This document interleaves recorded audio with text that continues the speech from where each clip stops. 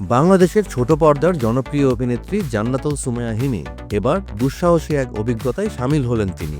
সম্প্রতি অভিনয়ের ফাঁকে অবকাশ যাপনে কানাডা সফরে গিয়ে ২১০ ফুট উচ্চতা থেকে বানজি জাম্প দেন তিনি। কানাডার মন্ট্রিয়ালে বানজি থেকে লাফ দেন হিমি। জীবনের প্রথম অভিজ্ঞতা হওয়ায় শুরুর দিকে ভয় কাজ করলেও শেষ পর্যন্ত সাহস করেই লাফ দেন তিনি। এরপর সুস্থভাবেই নিচে নামতে সক্ষম হন তিনি। এই ঘটনার একটি ভিডিও ফেসবুকে পোস্ট করেছেন হিমি, যা প্রকাশের মাত্র ২ ঘন্টার মধ্যেই প্রায় ৩ লাখের বেশি মানুষ দেখেছে।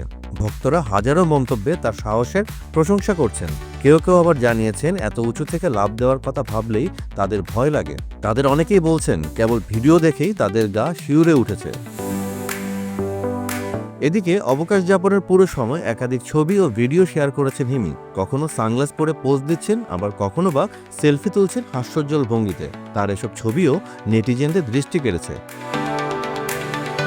উল্লেখ্য, ২০১৪ সালে রং আর টিভি 2020 কালার্স মডেল সার্চে চ্যাম্পিয়ন হওয়ার পর অভিনয় শুরু করেন জান্নাতুল সুমাইয়া হিমি। এরপর থেকে নিয়মিত নাটকে অভিনয় করে যাচ্ছেন তিনি। বিশেষ করে অভিনেতা নিলয়ের সঙ্গে জুটি বেঁধে তার নাটকগুলো দর্শক মহলে বিশেষ জনপ্রিয়তা পেয়েছে।